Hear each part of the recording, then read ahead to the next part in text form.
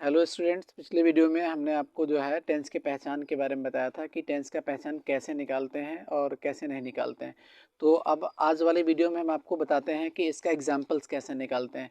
लेकिन उसके पहले हम थोड़ा सा पहचान वाला थोड़ा सा कन्फ्यूजन दूर करना चाहेंगे। देखिए स्टूडेंट, दो टेंस होते हैं ऐसे जिनमें स्टूडेंट्स को हमेशा पहचानने में कन्फ्यूजन होती है। तो वो टेंस कौन से हैं? देखिए स्टूडेंट्स, एक टेंस है जो है वो है पास्ट इंडेफिनिट। एक टेंस है पास्ट इंडेफिनिट और दूसरा है फ्यूचर इंडेफिनिट।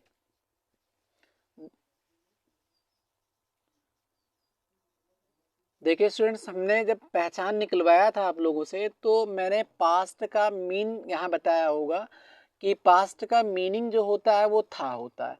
इंडेफिनिट का जो हिंदी मीनिंग होता है वो ता होता है। तो देखिए स्टूडेंट, जब आपने इसका पहचान निकाला होगा तो पहचान निकल करके आया होगा ता था, ती थी और ते थे। ये पहचान निकल के आया होगा। लेकिन स्टूडेंट्स, इन सब के अलावा ता था, ती थी और ते थे के अलावा भी कुछ वर्ड्स आते हैं इसमें जिनको हमें पहचानना होता है, क्योंकि अगर वो हम आपको नहीं बताएंगे तो फिर आप पास्ट इंडेफिनिट टेंस को कभी नहीं पहचान पाएंगे।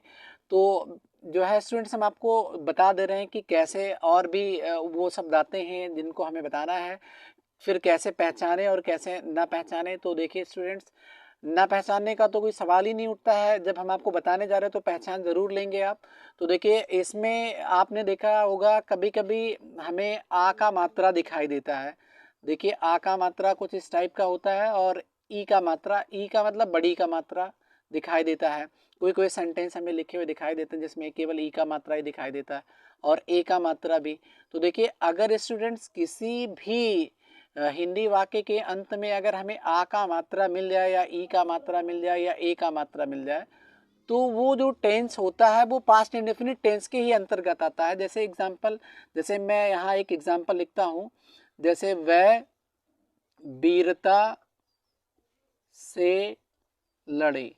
देखिए स्टूडेंट्स, अगर हम यहाँ देखें तो यहाँ पर ता था, ती थी, ते थे नहीं आया है।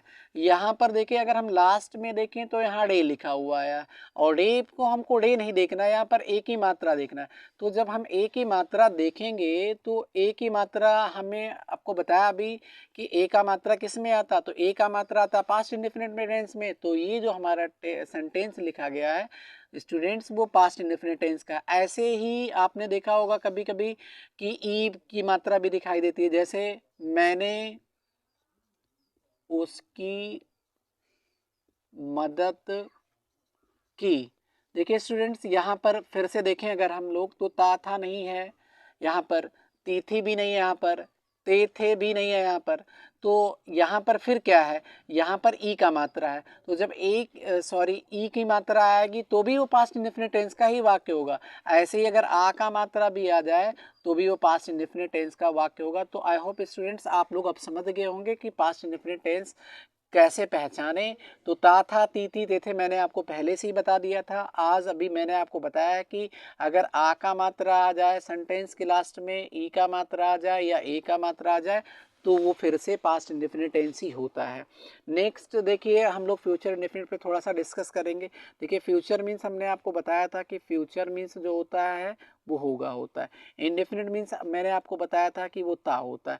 तो जब हम लोग इसका पहचान निकाले होंगे तो इसका पहचान निकल के क्या आया होगा, इसका पहचान निकल के आया होगा कि ता होगा, ती होगी और ते होंगे।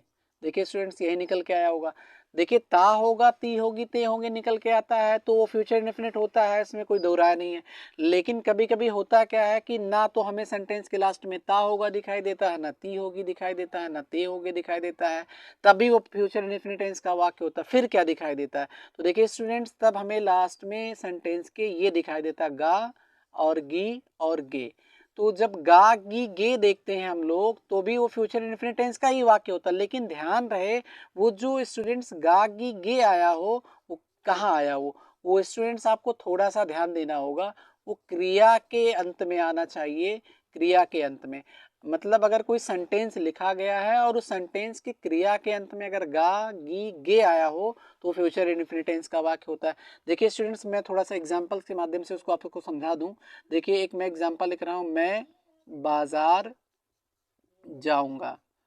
देखिए स्टूडेंट्स, मैं बाजार जाऊंगा में आपने गा देखा कि नहीं देखा? देखिए यहाँ गा आया हुआ है, तो गा आया हुआ है, तो देखिए स्टूडेंट्स इस सेंटेंस के लास्ट में यहाँ आप देख रहे हैं कि गा आया हुआ है। तो मैंने आपको क्या बताया कि जिन हिंदी वाक्यों के क्रियाओं के अंत में गा या गी या गे आता है वो फ्यूचर इंडेफिनिट टेंस होता है, फ्यूचर इंडेफिनिट टेंस का वाक्य होता है। तो इस वाक्य के अंत में गा आया हुआ है तो ये फ्यूचर इंडेफिनिट टेंस का वाक्य है। ऐसे अगर गी आ जाएगा, गे आ जाएगा तो भी फ्यूचर इंडेफिनिट टेंस का वाक्य होगा। तो देखिए स्टूडेंट्स, अब इसके बाद जो पहचान वाला कन्फ्यूजन था वो समाप्त हो गया है। अब हम आपको इसके आगे वाली वीडियो में सेंटेंस को कैसे ट्रांसलेट करना है, किसी भी टेंस के वाक्य को कैसे ट्रांसलेट करना है वो बताएंगे। आई होप आपको हमारे द्वारा बताया गया जो मैंने वीडियो में समझाया आपको अच्छी तरह से समझ में आया होगा। तो तब तक के लिए हम आपको धन्यवाद बोलते हैं और जय हिंद जय भारत।